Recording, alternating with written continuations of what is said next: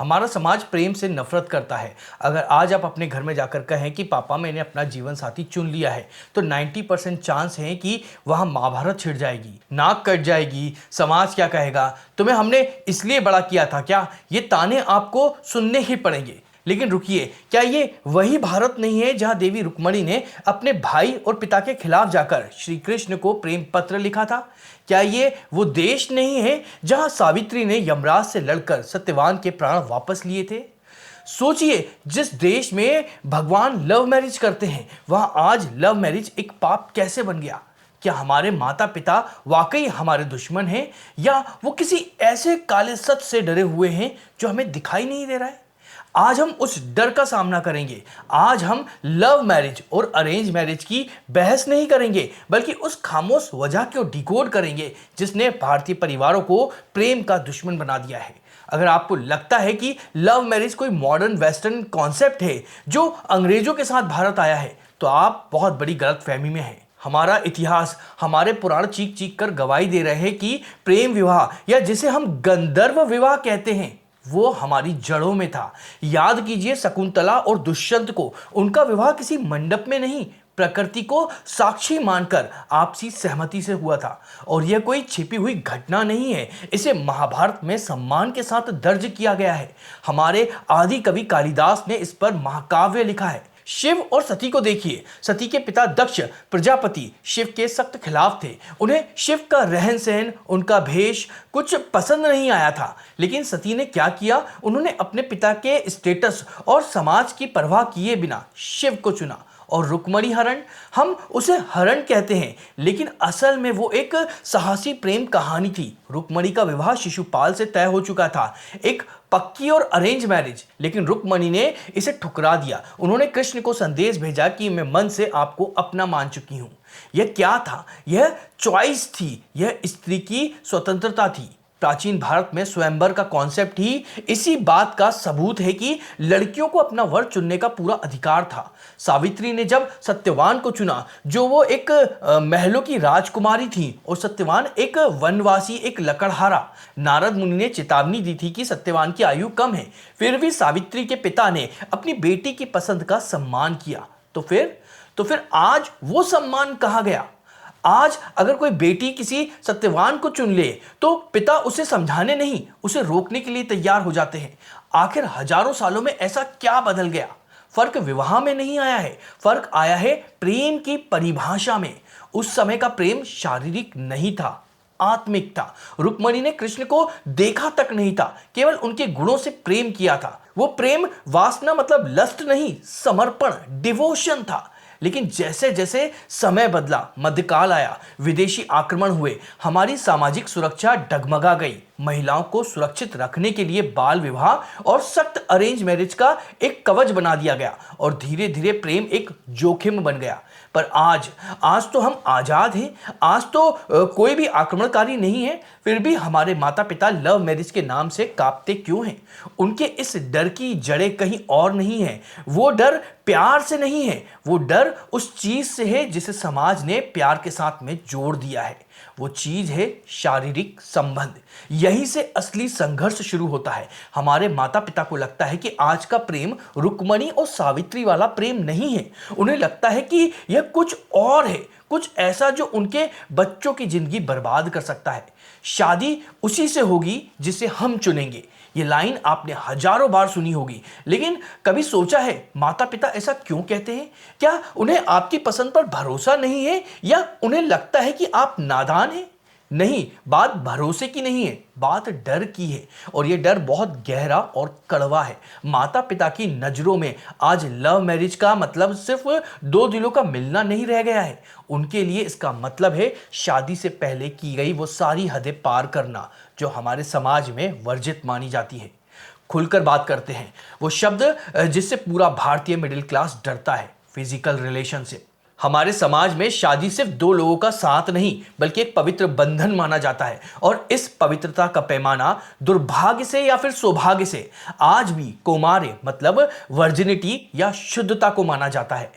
माता पिता का सबसे बड़ा डर यही है। उन्हें लगता है कि अगर उनका बेटा या बेटी किसी के साथ में रिलेशनशिप में है तो इसका मतलब है कि उनके बीच में शारीरिक संबंध हो चुके हैं, और यह बात उनके लिए किसी डरावने सपने से कम नहीं होती है। क्यों? क्योंकि उन्हें डर है उस कलंक का जो समाज उनके बच्चों के माथे पर लगा देगा। सोचिए, एक पिता अपनी बेटी के लिए क्या सोचता है। अगर इसकी लव मैरिज नहीं हुई, मतलब जिससे वो प्रेम करती उससे शादी नहीं हो पाई, या वो लड़का इसे छोड़कर चला गया और बाद में हमें इसकी अरेंज मैरिज करवानी पड़ी, तो तब उसके ससुराल वालों को या पति को पता चला कि इसका कोई पास्ट था, तो क्या वो इसे अपनाएंगे? उन्हें डर है रिजेक्शन का। उन्हें डर है कि उनकी बेटी को ताने मिलेंगे, उसे चरित्रहीन कहा जाएगा या उसे वापस घर भेज दिया जाएगा। वो अपनी संतान को इस सामाजिक प्रताड़ना से बचाना चाहते हैं, इसलिए वो पहले ही ना कह देते हैं। और सिर्फ लड़कियां ही नहीं, लड़कों के माता पिता भी डरे हुए हैं। उन्हें डर है तुलना, मतलब कंपैरिजन का। मनोविज्ञान भी कहता है कि अगर आपने शादी से पहले किसी और के साथ में गहरा शारीरिक और भावनात्मक रिश्ता बनाया है तो वो टूट जाता है, और अगर वो तो आप अनजाने में अपने जीवन साथी की तुलना अपने पुराने प्रेमी से करने लगते हैं। वो ऐसा करता था, वो मुझे ऐसे समझाती थी। ये तुलना एक नए रिश्ते को पनपने से पहले ही मार देती है। माता पिता को इस असंतोष, मतलब डिससेटिस्फैक्शन का डर है। उन्हें लगता है कि अगर इसने पहले ही सुख भोग लिया है तो अरेंज मैरिज में कभी भी सुखी नहीं रह पाएगा। ये लव मैरिज को वासना, मतलब लस्ट का रूप मानते हैं। उन्हें लगता है कि आज का प्यार हार्मोन्स का खेल है, 4 दिन की चांदनी है, फिर अंधेरी रात है। वे मानते हैं कि आकर्षण खत्म होते ही प्यार भी खत्म हो जाता है, और तब क्या बचता है? सिर्फ पछतावा। आप कहेंगे, लेकिन पापा हम अलग हैं, हमारा प्यार सच्चा है। शायद आप सही भी हों, लेकिन माता पिता ने दुनिया देखी है। उन्होंने ऐसे कई रिश्ते टूटते देखे हैं जो सच्चे प्यार के वादों से शुरू हुए थे और अदालतों के चक्करों में आकर खत्म होते हैं। उनका यह डर पूरी तरह से गलत नहीं है, क्योंकि जिस समाज में हम रहते हैं वहां आज भी एक व्यक्ति के अतीत को उसके वर्तमान से ज्यादा महत्व दिया जाता है। लेकिन रुकिए, क्या सिर्फ शारीरिक संबंध ही एकमात्र वजह है? नहीं, एक और बहुत बड़ा मनोवैज्ञानिक कारण है। एक ऐसा झूठ जो फिल्मों के ने और उपन्यासों ने हमारे दिमाग में भर दिया है कि प्यार सिर्फ एक बार होता है।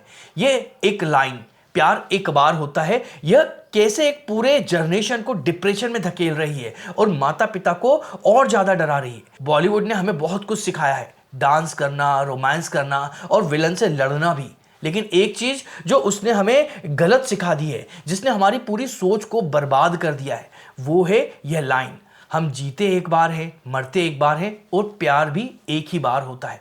सुनने में कितना अच्छा लगता है ना? कितना रोमांटिक। लेकिन असल जिंदगी में यह लाइन एक जहर है। माता पिता के डर की अगली बड़ी वजह यही है, यह जुनून है। जब एक 20-22 साल का लड़का या लड़की घर में आकर कहता है कि मैं उसके बिना नहीं जी सकता, तो माता पिता को वहां प्यार नहीं, पागलपन दिखाई देता है। उन्हें लगता है कि उनका बच्चा किसी फिल्मी दुनिया में जी रहा है। सच्चाई यह है कि प्यार एक बार नहीं होता है। इंसान मनोवैज्ञानिक रूप से कई बार जुड़ने और प्यार करने में सक्षम होता है, लेकिन हमारे युवाओं ने इस फिल्मी झूठ को अपना सच मान लिया है, और यही डर का कारण है। माता पिता सोचते हैं कि अगर उनकी जिद मान ली और शादी करवा दी और कल को वह शादी नहीं चली तो क्या होगा? क्योंकि आपने तो अपनी पूरी जिंदगी, पूरी पहचान, अपना पूरा अस्तित्व उस एक व्यक्ति के दांव पर लगा दिया है। जब वो एक रिश्ता टूटता है तो इंसान को लगता है कि उसकी पूरी दुनिया खत्म हो गई है। वो देवदास बन जाता है, डिप्रेशन में चला जाता है, नशा करने लगता है और कभी कभी तो गलत कदम उठाने के लिए भी आगे बढ़ जाता है।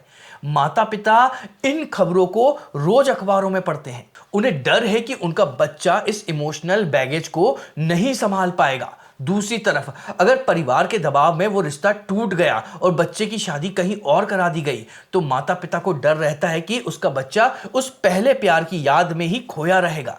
यह तो पहले से ही किसी और का है। समाज का यह ताना बहुत चुभता है। अगर किसी को पता चल जाए कि आपकी पत्नी या पति पहले से ही किसी और से पागलों की तरह प्यार करते थे, तो एक शक हमेशा बना रहता है। क्या वो अब भी उसे याद करता होगा? क्या वो अब भी उससे मिलने जाता होगा? यह शक एक हंसते खेलते परिवार को दीमक की तरह खा जाता है। माता पिता इस भूत भूत मतलब भूतकाल, घोस्ट ऑफ पास्ट से डरते हैं। वो चाहते हैं कि उनके बच्चे की जिंदगी एक कोरे कागज की तरह शुरू हो, जिस पर वो अपनी नई कहानी लिख सके, ना कि किसी पुरानी अधूरी कहानी के पन्ने पलटते रहे। लेकिन समस्या सिर्फ एक बार प्यार की नहीं है, समस्या यह भी है कि आपकी जनरेशन के लिए प्यार का मतलब ही बदल गया है। पुराने समय का डर था कि प्यार बहुत गहरा होता है, लेकिन आज के कलयुग में एक नई और खतरनाक समस्या आ गई है, जिसे माता पिता को हिलाकर रख दिया है। आज प्यार गहरा नहीं बल्कि बहुत कच्चा और कमजोर हो गया है। आज जुड़ना आसान है, लेकिन टूटना उससे भी ज्यादा आसान है। यह है आज का डिटैचमेंट और ब्रेकअप कल्चर। आजकल के बच्चे रिश्तों को कपड़ों की तरह बदलते हैं। यह ताना नहीं है, यह कड़वी सच्चाई है जिसे हम स्वीकार नहीं करना चाहते हैं। माता पिता का लव मैरिज के खिलाफ होने का एक बहुत बड़ा कारण हमारा खुद का व्यवहार है। उन्होंने हमें बड़े होते हुए देखा है। उन्होंने देखा है कि हम कैसे दोस्त बदल लेते हैं, कैसे शौक बदल लेते हैं और अब कैसे पार्टनर बदलते हैं। आज हम जिस दौर में जी रहे हैं उसे रिश्तों का दौर नहीं बल्कि ऑप्शन का दौर कहना ज्यादा सही होगा। हमारे पास डेटिंग ऐप है, सोशल मीडिया है। एक स्वाइप पर नया चेहरा, एक क्लिक पर आप नई बात शुरू कर सकते हैं। हमें हमेशा लगता है कि शायद इससे बेहतर कोई और हमको मिल जाएगा। इसे कहते हैं द पैराडॉक्स ऑफ चॉइस। इस मानसिकता ने हमारे अंदर सब्र मतलब पेशेंस को पूरी तरह से खत्म कर दिया है। माता पिता देखते हैं कि उनका बच्चा एक छोटी सी लड़ाई पर अपने 4 साल पुराने दोस्त को ब्लॉक कर देता है। वो देखते हैं कि कैसे हम चीजों को सुधारने मतलब रिपेयर करने की जगह उन्हें बदलने पर यकीन रखने लगे हैं। अब उनका डर जायज है। वो सोचते हैं कि जिसने अपने प्रेमी या प्रेमिका को, जिसके साथ वो 24 घंटे फोन पर लगा रहता था, उसे छोड़ने में 2 मिनट नहीं लगे, वो शादी के बाद 7 जन्मों का बंधन कैसे निभाएगा। आज के रिश्तों की नींव त्याग मतलब सेक्रीफाइस पर नहीं, सुविधा मतलब कन्वीनियंस पर टिकी हुई है। जब तक मजा आ रहा है साथ है, जिस दिन बोर हुए या थोड़ा सा भी मुश्किल आई, मूव ऑन। यह मूव ऑन कल्चर माता पिता के लिए एक गाली जैसा है। उनके लिए शादी का मतलब था सुख दुख में साथ रहना। हमारे लिए शादी या रिलेशनशिप का मतलब है सिर्फ सुख में साथ रहना, दुख आते ही रास्ता बदल लेना। फिर आता है लिव इन रिलेशनशिप।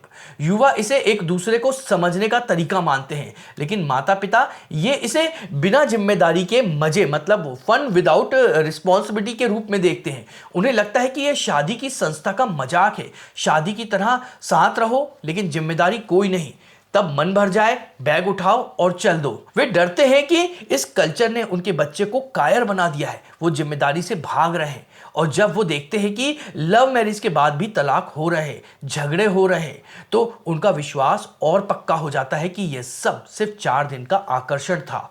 वे कहते हैं कि अरेंज मैरिज में कम से कम परिवार तो साथ होता है, जोड़ने वाले 10 लोग होते हैं। लव मैरिज में तो तुम दोनों अकेले हो, लड़ाई हुई तो सुलझाएगा कौन, और अगर अलग हो गए तो वापस किसके पास जाओगे। यह अस्थिरता मतलब इनस्टेबिलिटी, यह रिश्तों का कच्चापन, यह वो काला सच है जिसे हम फ्रीडम के नाम पर छुपा रहे हैं। तो क्या इसका मतलब यह है कि लव मैरिज गलत है? क्या हमें अपनी पसंद को मार देना चाहिए? नहीं, समस्या लव मैरिज में नहीं है, समस्या हमारे तरीके में है। तो अब सवाल यह है कि अगर आप किसी से प्यार करते हैं तो उसी से शादी करना चाहते हैं, तो माता पिता को कैसे मनाएं? रोना धोना, भूख हड़ताल या घर छोड़ने की धमकी देना, क्या ये एक रास्ता हो सकता है? नहीं, ये सब मतलब बचपने की बात होती हैं और यही वो चीज़ें हैं जो साबित करती हैं कि आप शादी के लायक नहीं हो, आप अभी इनमैच्योर हो, आप में अभी बचपना है। अगर आपको अपने माता पिता का भरोसा जीतना है तो आपको प्रेमी मतलब लवर नहीं बल्कि एक जिम्मेदार वयस्क मतलब रिस्पॉन्सिबल एडल्ट बनना होगा। माता पिता को आपकी खुशी में कोई दिक्कत नहीं है, उन्हें आपकी सुरक्षा सिक्योरिटी की चिंता रहती है। उन्हें लगता है कि लव मैरिज एक जुआ है। आपको उन्हें यह साबित करना होगा कि यह जुआ नहीं, एक समझदारी भरा निवेश मतलब इन्वेस्टमेंट है। सबसे पहली चीज, आपने प्यार को और आकर्षण में फर्क करना सीख जाओ। आप अगर आपका रिश्ता सिर्फ घूमने फिरने, अच्छे फोटो खिंचवाने और बाबू सोना तक सीमित है तो माफ कीजिएगा, आपके माता पिता सही हैं, ये शादी नहीं टिकेगी आपकी। और शादी तभी टिकती है जब आप एक दूसरे की कमियों को जानते हैं, जब आपने बुरे वक्त में एक दूसरे का साथ दिया हो और जब आप आर्थिक रूप से मतलब फाइनेंशियली अपने पैरों पर खड़े हों। याद रखिए, प्यार से पेट नहीं भरता है। माता पिता के सामने जाने से पहले अपने कैरियर को सेट कीजिए। जब आपकी जेब में पैसा और दिमाग में क्लियरिटी होती है तो दुनिया की हर बात में वजन आ जाता है। पापा, हम दोनों कमाते हैं, हम दोनों ने भविष्य की प्लानिंग कर ली है। यह लाइन किसी भी फिल्मी डायलॉग से ज्यादा असरदार होती है। दूसरा, उन्हें प्रक्रिया मतलब प्रोसेस से बाहर मत निकालिए अपने पेरेंट्स को। लव मैरिज का सबसे बड़ा ईगो क्लेश यही होता है कि माता पिता को लगता है कि उन्होंने मतलब बच्चों ने सब तय कर लिया है, हमारी कोई इज्जत ही नहीं रखी उन्होंने। उन्हें शामिल कीजिए आपकी प्रोसेस में। उनसे कहिए, पापा मुझे यह इंसान पसंद है, लेकिन मैं चाहता हूं कि आप भी इसे परखें। आपकी पारखी नजर मुझसे तेज होगी। जब आप उन्हें मतलब जज की कुर्सी पर बिठाते हैं ना, तो उनका ईगो शांत हो जाता है, वो दुश्मन से सलाहकार बन जाते हैं। और सबसे जरूरी बात, धैर्य, पेशेंस। आप रातों रात बदलाव की उम्मीद नहीं कर सकते हैं। उन्होंने अपनी पूरी जिंदगी एक मानसिकता में बिताई हुई है। उन्हें समय दीजिए। उनके सवालों का, उनके गुस्से का बहस से नहीं, विनम्रता से, तर्क से जवाब दीजिए। आप उन्हें दिखाइए कि आपका पार्टनर सिर्फ आपके लिए नहीं बल्कि उनके पूरे परिवार के लिए सही है। उन्हें यह डर है कि लव मैरिज के बाद में बेटा या बेटी परिवार से कट जाएंगे। इस डर को दूर कीजिए। उन्हें भरोसा दिलाइए कि शादी से परिवार टूटेगा नहीं बल्कि एक नया सदस्य परिवार में जुड़ जाएगा। अगर आपने लव मैरिज की है या करना चाहते हैं तो याद रखिए, जिम्मेदारी अरेंज मैरिज से भी 2 गुना ज्यादा होती है लव मैरिज में। अरेंज मैरिज में अगर कुछ गड़बड़ होती है तो समाज, माता पिता को दोष देता है, लेकिन लव मैरिज में अगर एक भी खरोंच आई तो दुनिया कहेगी, देख लिया ना, हमने तो पहले से ही कहा था। आपको अपनी पसंद को सही साबित करने के लिए हर रोज मेहनत करनी पड़ती है, क्योंकि अंत में जीत किसी की जिद की नहीं होनी चाहिए, जीत होनी चाहिए परिवार की। तो दोस्तों इस पूरे वीडियो का सार क्या है? क्या लव मैरिज बुरी है या अरेंज मैरिज जो है वो पिछड़ी, आउटडेटेड है? जवाब दोनों में से कुछ भी नहीं है। शादी चाहे लव मैरिज हो या अरेंज मैरिज, सिर्फ एक माध्यम है, मंजिल एक ही होनी चाहिए, साथ, समझदारी और सुकून। हमने शुरुआत की थी पुराणों से, जहां प्रेम को ईश्वर का दर्जा दिया गया था, और हम आ गए हैं कलयुग के इस दौर में जहां प्रेम को रिस्क और समझौता मान लिया गया है। गलती ना माता पिता की है और ना हमारी है। हम बस 2 अलग अलग समय के चश्मों से दुनिया को देख रहे हैं। माता पिता को अब यह समझना होगा कि अब वो जमाना नहीं रहा है जहां डोली जाती थी और अर्थी उठती थी। अब बच्चे समझदार हैं, उनके पास में विकल्प है। अगर आप उनकी पसंद को इज्जत नहीं देंगे तो आप शायद उन्हें हमेशा के लिए खो दें।